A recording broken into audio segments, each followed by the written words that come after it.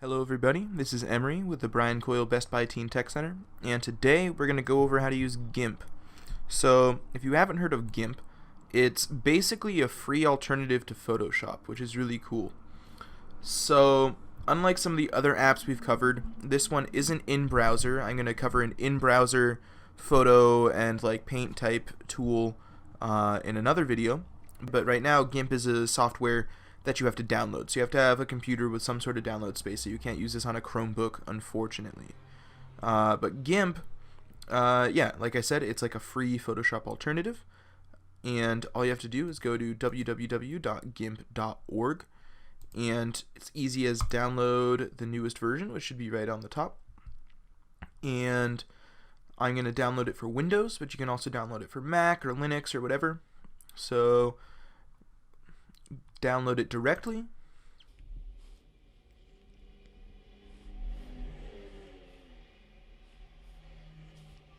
Now that it's downloaded, you just can open up the setup file,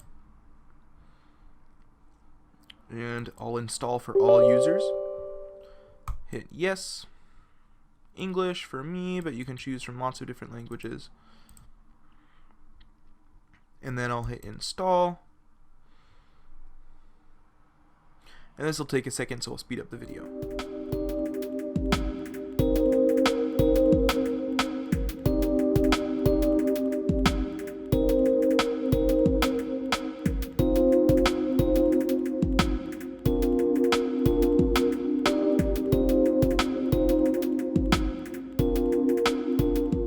Alright, so GIMP is finished installing. I did speed it up, but it took about 5 minutes in my time to finish it. So then you hit finish, and now GIMP should be installed on my computer. Once you've installed the program, you can open it up.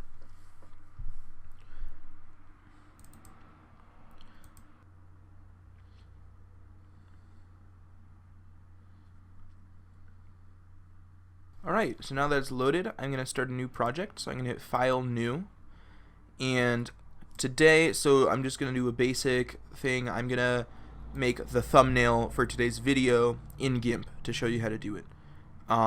So I'm just going to do the standard 1920 by 1080 aspect ratio because that's what YouTube uses, but you can change it to be anything you want. If you wanted to change it to like a printer paper size, you would change it to be 8.5 by 11 inches, and then you have a printer paper sized one. Let's just change that. Okay. Alright. So, first thing I'm going to do is I'm going to change my background color. So, let's get the paint bucket tool, and let's select all the videos I've done so far have had a pretty bright yellow background color. So I'm going to change it to be about that. And then you just use this paint bucket tool here, and that fills the whole plane. If you have like a shape, it'll fill in the shape. Now, I'm just going to use the text tool. These are some basic tools you can use. And I'm going to use the Impact Condensed Font. That's the one I've used in the past. I think it remembers that even though I re-downloaded it for this video. The Impact Condensed Font is the one I've been using. So, let's do the first block of text.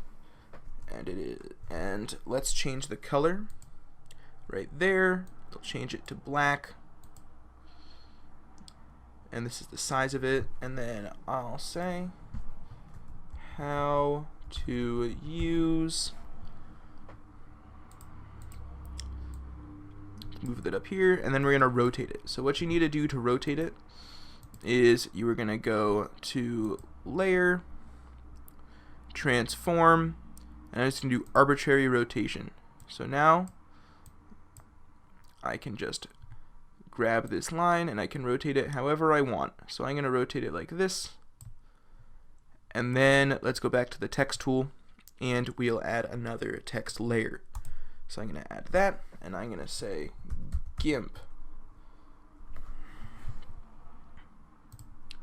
So then I'll drag this here, and we'll do the layer, transform, arbitrary rotation.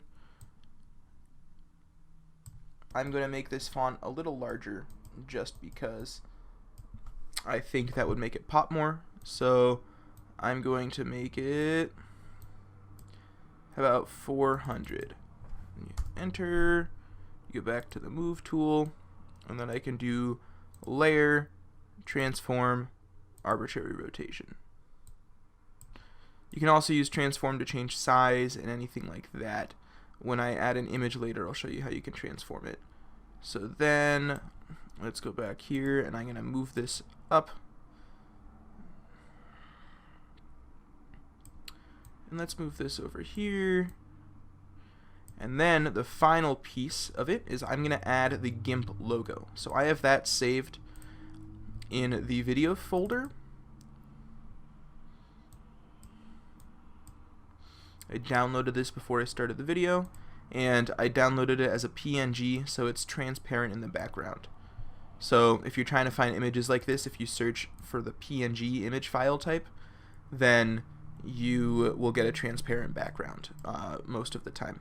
It's very useful for videos like this, so you don't have to get rid of the background. Anywho, I'm going to rotate that guy too, so I'm going to do the arbitrary rotation. And so you'll see this is a common theme with GIMP, is that it has about the same function as Photoshop. It just it doesn't have as many of like the quick fixes that Photoshop does. Like for rotation, you have to do the arbitrary rotation, whereas it's a little easier to rotate things in Photoshop. But if you don't have access to Adobe, it is a good solution.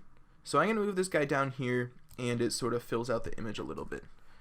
So I want to make him a little larger, so we're going to right click on the layer, we're going to hit scale layer, and right now he's 1102, so it auto scales with it, and then you hit scale, and now he's a lot bigger. I think that's a little too big, so let's do down to maybe 1400.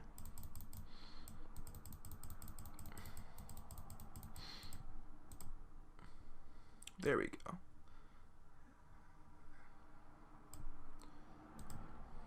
So that is going to be the thumbnail for the video. That was a pretty quick and easy to throw together, but I'm going to show you a few more tools before I go that allow for some other kinds of art and creation that you can make.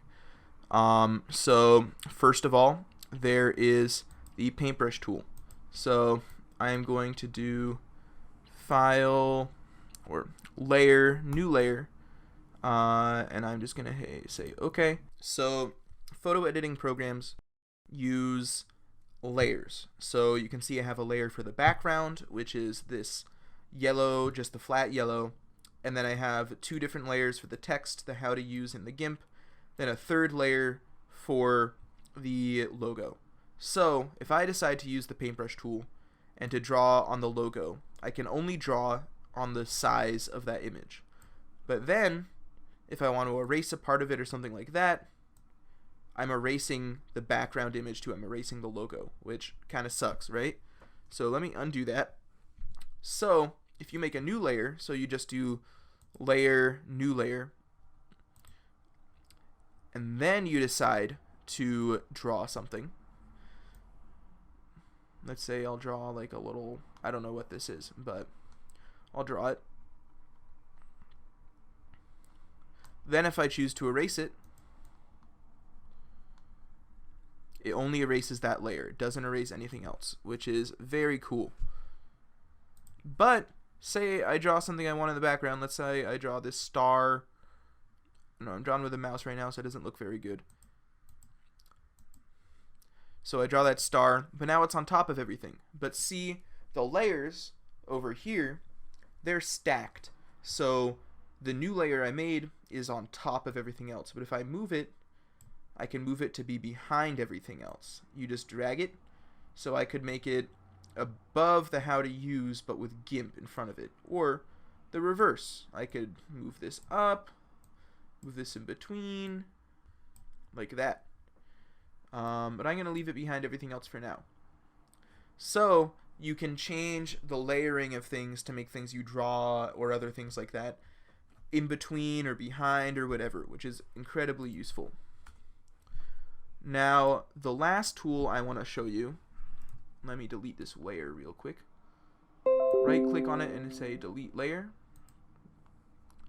Now, the last tool I'm going to show you is this magic wand tool. So this automatically selects parts of an image for you. So say, let's click on the logo layer, and it'll only select it can automatically detect sort of like what shapes are part of the image. So say I wanted to just delete this middle part, I could right click on there, and then when I hit the eraser tool,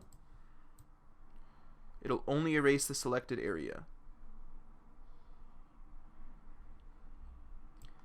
So I could do some interesting stuff like that. Let me undo that. You can also do a similar thing with the paint bucket tool. So if you select an area, you can just choose whatever color you want. Say I want to turn this guy blue. I can just select the area, and I have the paint bucket tool selected, and I can just change that part of him blue. So you can really just like change the colors of any sort of image you want.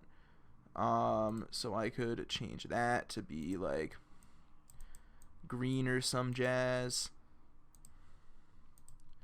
So you can change the image to be whatever you want it to be, which is really cool. So you could color swap if you wanted to like take your favorite like Mario character or something, but then you wanted to color swap and like change part of the outfit, you could totally do that.